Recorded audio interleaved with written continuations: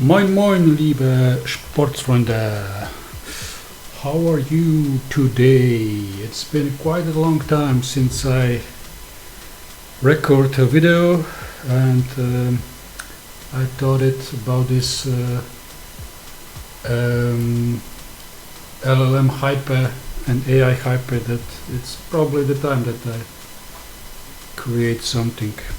So LLMs are going mainstream, and with that we all have questions about where our data is and where data goes. I stumbled upon the product which is called Deutschland GPT, and I made some comments on the LinkedIn and also some responses. One of them was die DSGVO-Konformität ist Unsinn, which translates in English to GDPR compliance is nonsense. It's quite strong and generally incorrect assertion, I would say, because GDPR is comprehensive data protection regulation in EU. It's designed to give individuals control over their personal data. It has significant impact, of course, how business handles data. It's aiming to protect privacy and prevents misuses. They're happening, I would say. It's not something that it can be prevented because there is no 100% security. But anyway, if you look at the service about the models that are available, we can see that there are actually three types of them. One of them are available inside of the Germany, then inside of EU and outside of the EU, so from the United States. These specifically are not available for the private users, if I got correctly back the feedback, but only for the companies. And the one which are provided from Germany, they are hosted on Hetzner Telecom Cloud and in AWS in Frankfurt, so the Amazon Bedrock. Also, this data is stored locally. It's also processed in Germany, so I would say it's GDPR compliant anyway. But overall, I would say if you're using AI and it's in the cloud, it's aligned with the company that owns it. So at the end, if you really want to own your AI, you have to run it by your own, so locally. If you run it in the cloud, then the cloud actually controls it. So the digital sovereignty is in the hands of the owner, not where not it depends on the location. If you own your own private data center where you have all the infrastructure in your own hands, of course, then it's not an issue. Yeah, so as I said, that got me thinking, where is this true sovereignty when it comes to AI? It's on your own hands. So over the weekend I built my own stack. It took me maybe a few hours. I hacked together fully offline digital server and AI stack. And I used my Linux laptop for this because I don't have an NVIDIA graphic card available anywhere else. On my Mac Mini, it's not the latest model, and it's only Intel card inside. So if you're running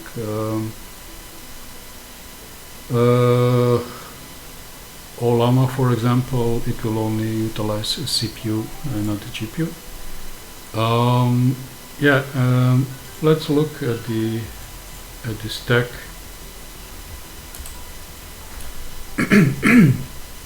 So what I did, I took my Minikube. I had to install the CUDA toolkit and CUDA drivers. Also the NVIDIA container toolkit to enable GPU access within container. I used mkcert to create locally trusted development certificate. Helm, the package manager for Kubernetes, because the Ollama and Open WebUI both provide the very easy way to install everything in the Kubernetes with Helm. Minikube, I deleted the old instance which I used. If you don't have it, you don't need to run it, but anyway. And then you need to start with the GPUs all, which will actually install and enable some NVIDIA plugins, which will ensure that the GPU access it's also accessible within the Kubernetes cluster. So the Minikube is running inside of the Docker container. I enabled the Ingress because I deployed the Open WebUI through the load balancer.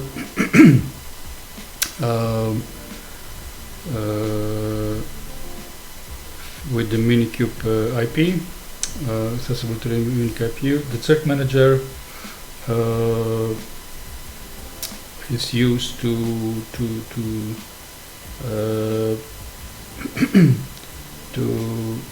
request and issue the TLS certificates for the front end, and with the mkcert as the CI authority for the cluster issuer object. This is then done automatically. So I installed Ollama and Open WebUI, and that's practically it. So everything else then happens in the back. So I'm utilizing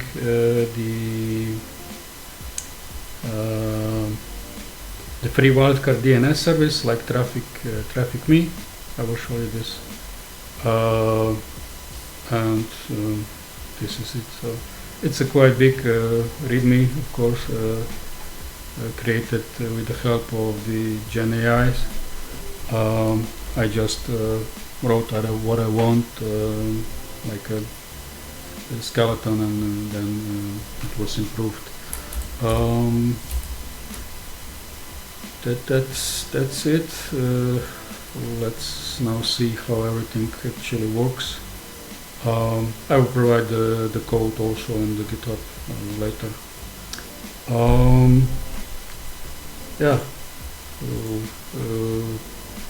I'm also a big fan of now that I have an opportunity of terminal multiplexer like MUX or Session, but there is a new kid in town. It's called Zelly. Zelly, I don't know exactly how it's pronounced. And I actually did not install it, but it can be run remotely, not remotely, but it will fetch everything remotely via curl and run the bash through the bash shell. And I need to install it because I really like it. So let's run it, Zelly.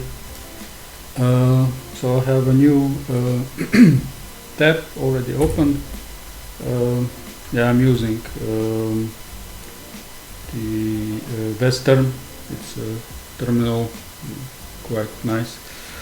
And transparency is enabled. That's the reason we see the background window. Yeah, so I will first what I can show first. Yeah, maybe create a new pane on the bottom, and then you can easily switch between these. And what I want to show is actually yeah, maybe the log. So I'm in the namespace of Ollama, which is fine. And let's show the log. So it's at the beginning. Yeah.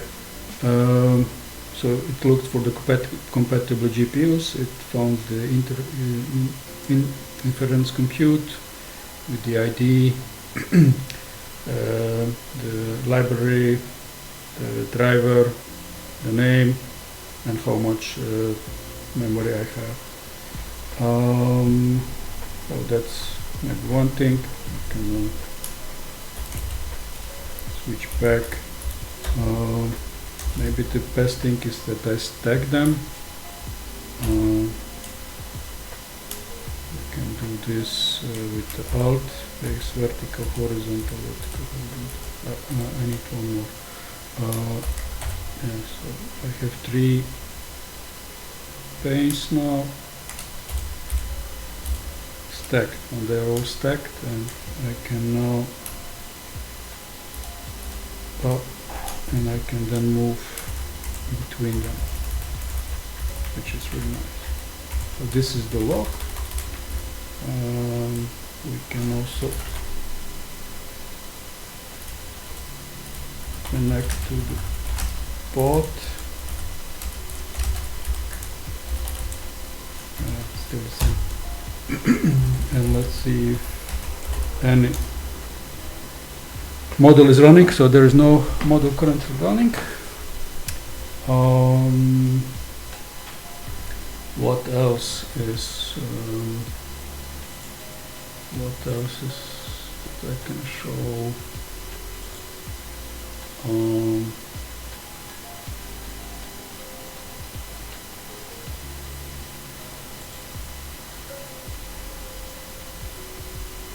Yeah, so when Minikube is used with the Docker driver, it runs VMI Kubernetes node inside of container, and Ollama is deployed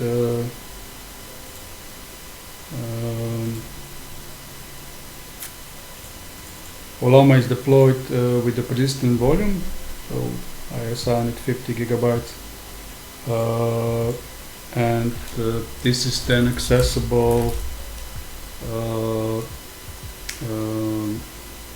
It ends up in the Docker storage hierarchy. So if we look at the pad, let's say volumes, then it's Minikube data, hostpad provisioner, and there is Ollama.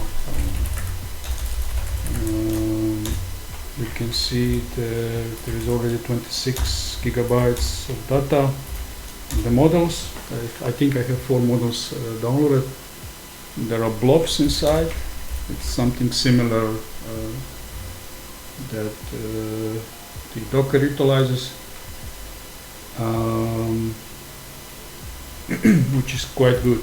So even if you have like 6 models which each size has 10 gigas, it's not 60 gigabyte on the disk. we can actually now look at the, so I'm using traffic me as a magic DNS resolver to the IP, and if we look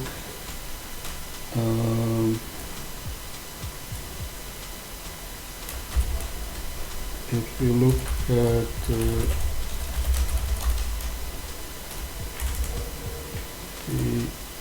Open WebUI, let me show the Ingress.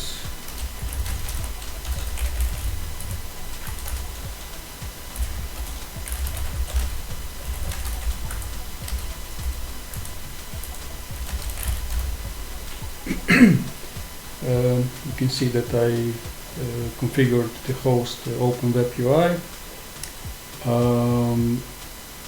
with the cert-manager cluster issue mkcert, and the TLS host is also the same. So the Open WebUI TLS secret name was automatically created, so it hosts the TLS client certificate. And with that we get then a nice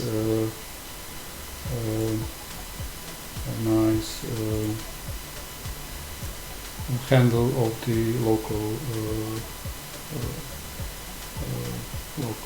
TLS. You can actually see the certificate and the subject the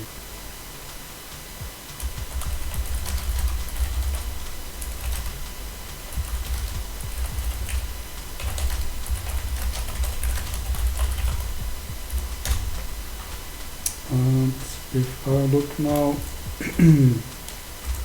at the PS, you can see that I'm using the DeepSeek latest model, which has 6.5 gigabyte size, but my GPU is only 4 gigabytes, so the load is a balance between GPU and CPU.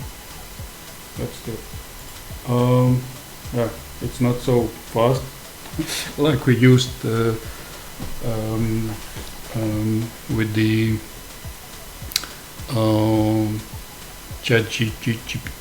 GPT or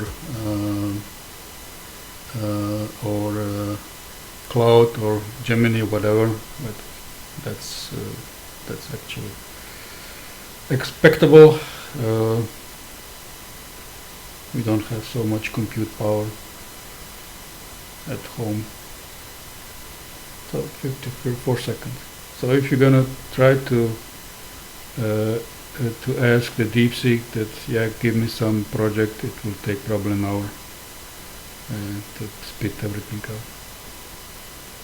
But it's cool.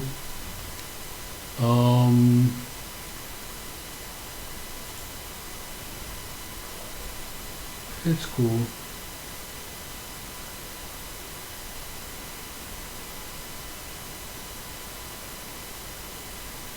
Everything runs 100% inside the local network. It's secured. Even if you go to some coffee shop and you run this, no one can. They can intercept traffic, but it will be encrypted. Your data is not improving the model. And digital sovereignty isn't a product, it's a choice.